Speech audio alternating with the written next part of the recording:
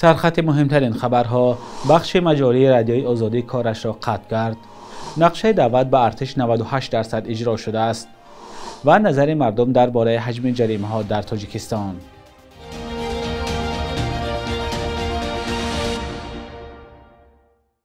سلام بینندگان عزیز، با آخرین خبرهای تاجیکستان و جهان در خدمت شما هستم. امروز 21 نوامبر سال 2025 است. بخش مجاری رادیوی اروپای آزاد رادیوی آزادی شب 21 نوامبر پخش برنامه‌های خود را قطع کرد. این بخش رادیو 5 سال پیش با هدف رساندن اخبار دقیق و بی‌طرف به مردم مجارستان یا ونگریا کار خود را دوباره آغاز کرده بود.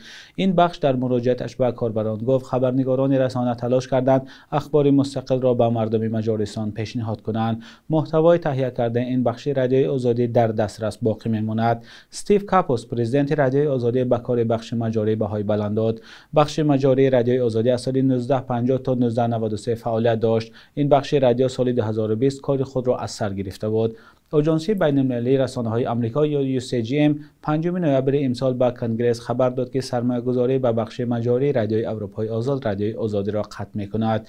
این قرار از 21 نوامبر به اجرا درآمد. تیبور واوست مدیر بخش مجاری رادیوی آزادی در پیام خیربادیش از بینندگان برای توجه و دستگیریشان منتداری کرده گفت برای آنها مایه افتخار است که برایشان اخبار مهم را به مردم پیشنهاد کردند.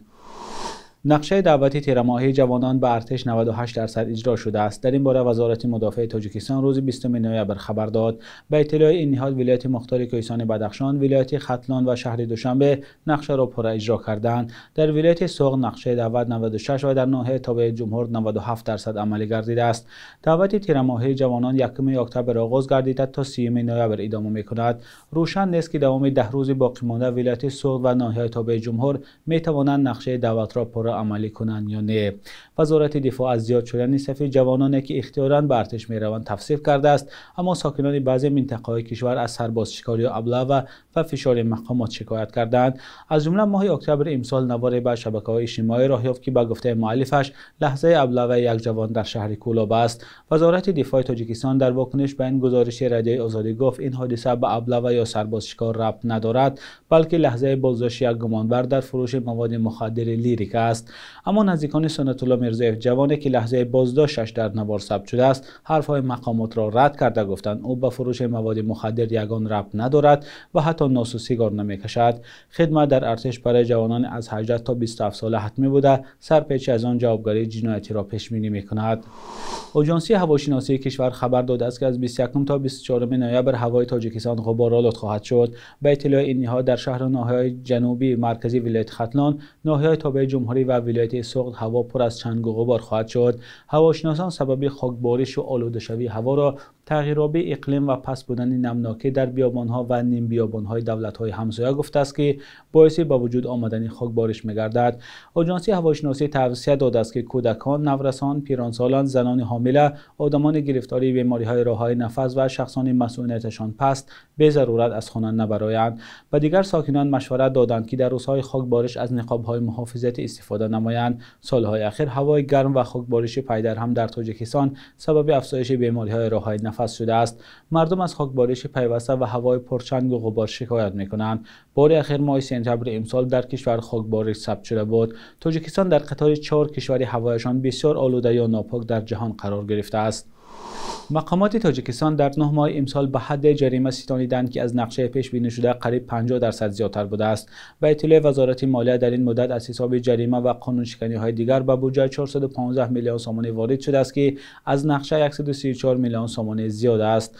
معلوم نیست که این مقدار پول از کدام بخش یا کدام قانون شکنی‌ها ستانیده شده است.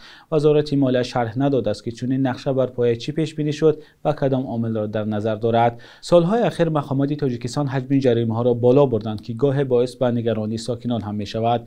یک پرسش خبرنگاران رادیوی آزادی در کوچه‌های دوشنبه نشان داد که ساکنان درباره ستانیدن جریمه یا حجم آن نظرهای گوناگون دارند. بعضی وقت حالت مالیوی وای نمیکند. بعضی شهروندان در مثال جریمه پرداخت نمودن در مشکلی پیدا میشه. وابسته به آدمون ҳолати молиявӣ агар ҷарима пешниҳод шавад бонақстар мешавад. ҳолати молиявӣ ҳар як шаҳрванд ба хотире ки сатҳи ҷиноятӣ паст мешавад. ҷиноят бисёр намекунад одам, қоида вайронкунӣ намекунанд бисёр одамо. ҳама аз рӯи қонуну қоида ҷарима ки зиёд чи шароити пардохт надоранд, намекунанд ҷиноят, намекунанд ҷарима, қонуншиканӣ намекунанд. устои телефон будам, рости гап патент ман наспоридам барои ҳама акаҷон. рости гап споридам, патент зиёдтӣ споридам.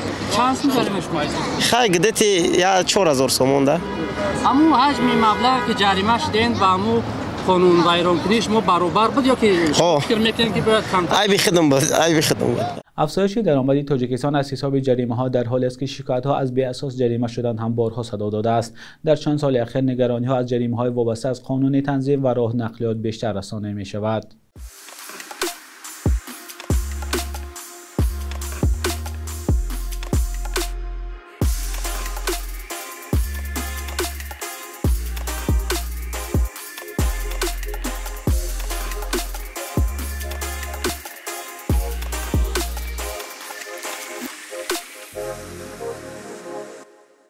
دیدبان حقوق بشر بیرون کردن ده‌ها هزار فلسطینی از 3 اردوگاه پناهندگان را از سوی ارتش اسرائیل جنایت جنگی و جنایت علیه بشریت اعلام کرد.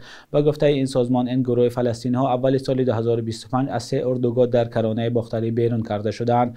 دیدبان حقوق بشر 20 نوامبر در بیانیه گفت 32,000 فلسطینی ماهیانور در جریان عملیات دیواری آهنین توسط نیروهای اسرائیل آواره شدند. آوارگان از بازگشت به محل زندگی خود منع شده و صدها خانه ویران شده است. این سازمان حامی حقوق بشر خواستار اقدامات فوری بین المللی برای پاسخگو کردن مقام‌های اسرائیلی و توقف نقض بشری حقوق فلسطینی‌ها شد. ارتش اسرائیل به خبرگزاری رایترز گفته است که زیرساخت‌های غیر نظامی را از روی ناچاری تخریب کردند تا شبه نظامیان از آنها سوء استفاده نکنند. با این حال ارتش اسرائیل عنق نکرده است که ساکنان این اردوگاه‌ها کی می‌توانند به محل اقامت خود برگردند. در آخر برنامه یک خبر ورزشی داریم. نورالله علیف و رزمکار تاجیک این هفته رقابت نوبتی خود را در تشکیلات UFC می‌گذراند. قرار است علیف شام 22 نوامبر در دایره سبقت UFC قطر با رزمکار بریتانیایی شمراک رقابت کند. راک 32 ساله بوده، از 12 رقابت یک شکست و یک مساوی دارد. برای نورالله علیف این سیومین رقابت در تشکیلات UFC میباشد. او قبلا در 2 واخورش در این تشکیلات معروف در محاربه‌های آمیخته پیروز شده بود. علیف در همه 10 رقابتش در محاربه‌های آمیخته دست بالا شده است و یگان باخت ندارد. نورالله علیف اولین ورزشکار از تاجیکستان است که سال 2023 به تشکیلات معروف UFC شامل شد. فعلا در این تشکیلات با 3 ورزشکار دیگر از تاجیکستان، محمد نعیمov، لایق رجب و معین غفورov برآمد میکنند، اما هیچ یک از آنها تا حال بر روی خط حداقل 15 ورزشکار بهترین در وزن خود شامل نشدند. بخش یک روز تاریخ است که مهمترین تحولات تاریخی در روز 21 نوامبر را فرا میگیرد.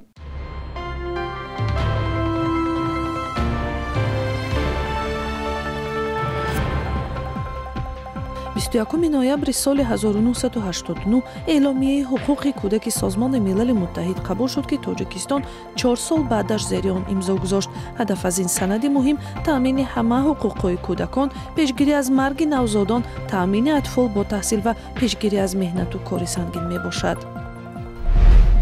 21 ноябри соли 2013 бо қарори идораи фарҳанги Созмони Милали Муттаҳид ЮНЕСКО бузургдошти 700-солагии донишманд Мирсаидалии Ҳамадонӣ аз ҷониби Тоҷикистону Эрон дастгирӣ шуд.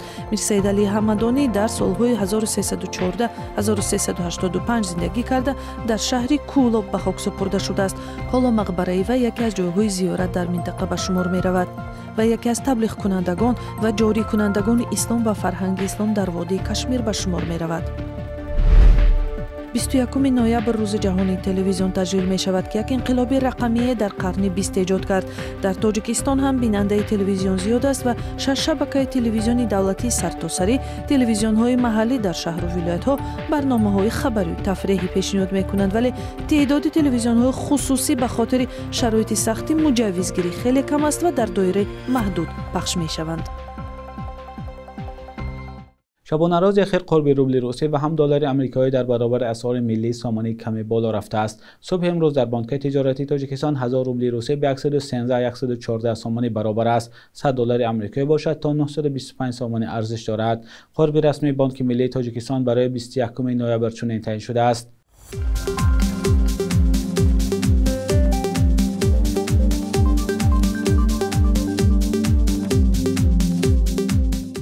بینندگان عزیز، این آخرین برنامه نوی در هفته روان بود. در روزهای استراحت می توانید خبرهای آخرین را از سامانه رادیوی آزادی با نشان آزادی.org و صفحه ما در شبکه‌های اجتماعی پیدا کنید. برایتان استراحتی با فراغت خواهانم.